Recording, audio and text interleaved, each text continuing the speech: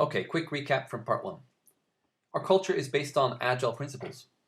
All engineering happens in squads, and we try to keep them loosely coupled and tightly aligned. We like cross-pollination and have an internal open source model for code.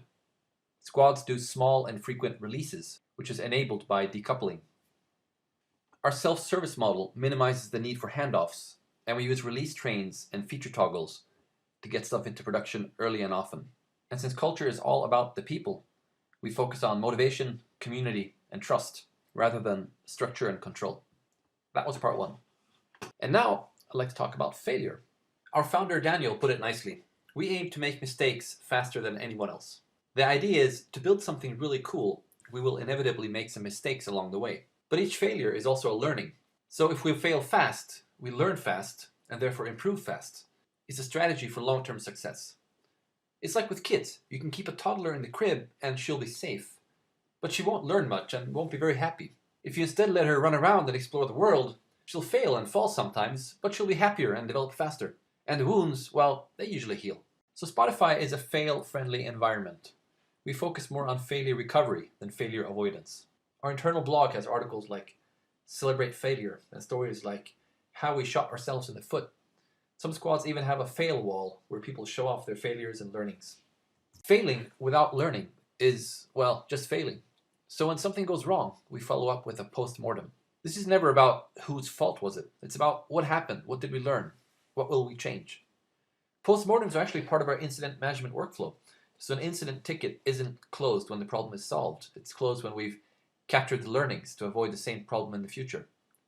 Fix the process, not just the product. In addition, all squads do retrospectives every few weeks to talk about what's working well and what to improve next. All in all, Spotify has a strong culture of continuous improvement, driven from below and supported from above. Failure must be non-lethal, or we don't live to fail again. So we promote the concept of limited blast radius.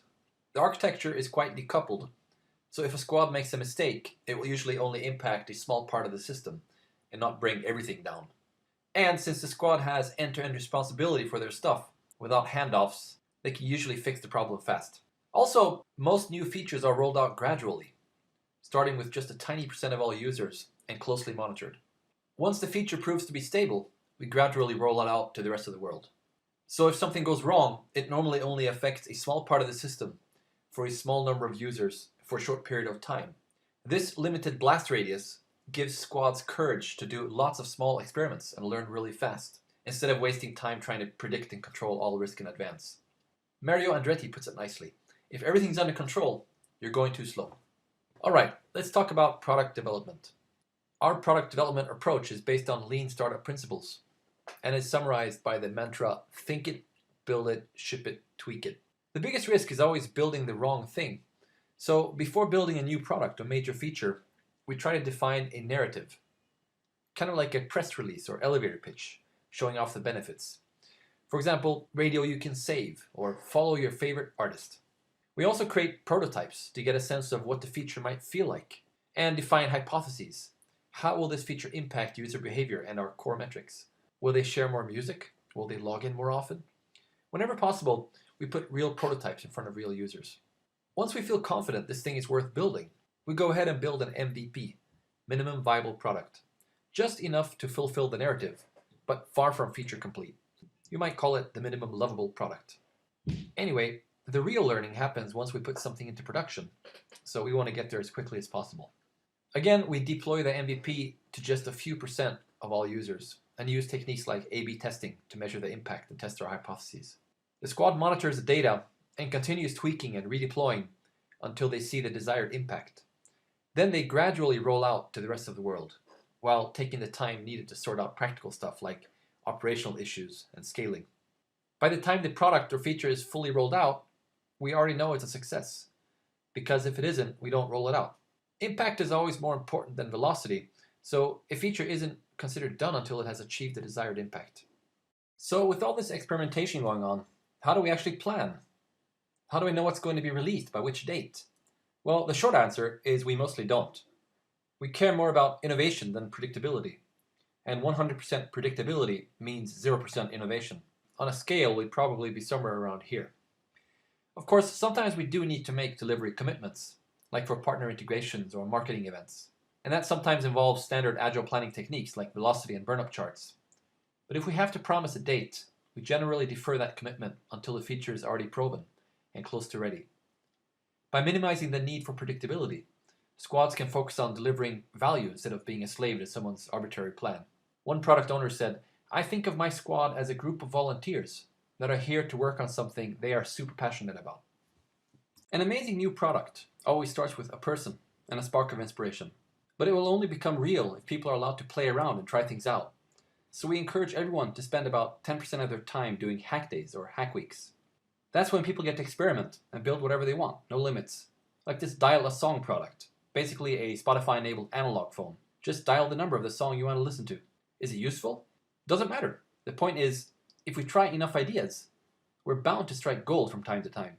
And quite often, the knowledge gained is worth more than the actual hack itself. Plus, it's fun. In addition, twice per year, we do a Spotify-wide hack week. Hundreds of people hacking away for a whole week. The mantra is make cool things real. Do whatever you want, with whoever you want, in whatever way you want. And then we have a big demo and party on Friday. It's amazing how much cool stuff can be built in just a week with this kind of creative freedom. Whether it's a helicopter made of lollipop sticks, or a whole new way of discovering music. It turns out that innovation isn't really that hard. People are natural innovators. So just get out of their way and let them try things out. As you notice, we have an experiment-friendly culture. Tool A or Tool B? Let's try both and compare. Do we really need sprint planning meetings? Don't know. Let's skip a few and see if we missed them. Should this button be in the middle or in the corner? Let's try both. An A-B test. Even the Spotify-wide Hack Week started as an experiment, and now it's part of our culture. So instead of arguing an issue to death, we talk about things like, what's the hypothesis? What did we learn? And what will we try next? This gives us more data-driven decisions and less opinion-driven, ego-driven, or authority-driven decisions. Although we are happy to experiment and try different ways of doing things, our culture is very waste-repellent, or lean if you prefer. That means people will quickly stop doing anything that doesn't add value. If it works, keep it. Otherwise, dump it. For example, some things that work for us so far are retrospectives, daily stand-ups, Google Docs, Git, and Guild on conferences. And some things that don't work for us are time reports, handoffs, separate test teams or test phases, and task estimates. We mostly just don't do these things. We are also strongly allergic to useless meetings and anything remotely near corporate BS. One common source of waste is what we call big projects. Basically anything that requires a bunch of squads to work tightly coordinated for several months. Big project means big risk, so we are organized to minimize the need and instead try to break projects into a series of smaller efforts. However, sometimes a big project is necessary, and in those cases we found some practices to be essential. Visualize progress using various combinations of physical and electronic boards. Do a daily sync meeting where all squads involved meet up to resolve dependencies. Do a demo every week or two where all the pieces come together so we can evaluate the integrated product together with stakeholders. These practices reduce risk and waste because of the improved collaboration and short feedback loop. We've found that a project also needs a small, tight leadership group to keep an eye on the big picture. Typically a tech lead, product lead, and sometimes a design lead. No project manager role so far, but that might change. In general, we're still experimenting a lot with how to do big projects, and we're not so good at it yet. One of our big challenges is growth pain. As we grow, we risk falling into chaos. But if we overcompensate and add too much structure and process, we risk getting stuck in bureaucracy instead. And that's even worse. So the key question is really, what is the minimum viable bureaucracy? The least amount of structure and process we can get away with to avoid total chaos. Both sides cause waste, but in different ways. So the waste-repellent culture and agile mindset helps us stay balanced. The key thing about reducing waste is to visualize it and talk about it often. So in addition to retrospectives and postmortems, many squads and tribes have improvement boards that show things like what's blocking us and what are we doing about it. We also like to talk about definition of awesome. For example, awesome for this squad means things like really finishing stuff, easily ramping up new team members, and no recurring tasks or bugs. And our definition of awesome architecture includes, I can build, test, and ship my feature within a week. I use data to learn from it, and my improved version is live in week 2. Awesome is a direction, not a place. So it doesn't always have to be realistic. But if we can agree on what awesome would look like, it helps focus our improvement efforts and track progress. Here's an example of an improvement tracking board inspired by a technique called Toyota Improvement Kata. Top left shows what is the current situation. In this case, the squad was having quality problems. Bottom left shows definition of awesome. In a perfect world, we'd have no quality problems at all. Top right is a realistic target condition. If we were one step closer to awesome, what would that look like? And finally, the bottom right shows the next 3 concrete actions that will move us towards the target condition. As these get done, new actions are identified by the squad. Boards like this live on the wall in the squad room and are typically followed up at the next retrospective. Alright, I realize that maybe this video makes it seem like everything at Spotify is just great. Well, truth is, we have plenty of problems to deal with, and I could give you a long list of pain points. But I won't, because it would go out of date quickly. We grow fast and change fast, and quite often a seemingly brilliant solution today will cause a nasty new problem tomorrow, just because we've grown and everything is different. However, most problems are short-lived because people actually do something about them. This company is pretty good at changing the architecture, process, organization, or whatever is needed to solve a problem. And that's really the key point. Healthy culture heals broken process. Since culture is so important, we put a lot of effort into strengthening it. This video is just one small example. No one actually owns culture, but we do have quite a lot of people focusing on it. Groups such as people operations, and about 30 or so agile coaches spread across all squads. And we do boot camps, where new hires form a temporary squad. They get to solve a real problem, while also learning about our tech stack and processes, and learning to work together as a team, all in 1 week. It's like cultural shock therapy. They often manage to put code into production in that time, which is impressive. But again, failing is okay, as long as they learn. Mainly though, culture spreads through storytelling.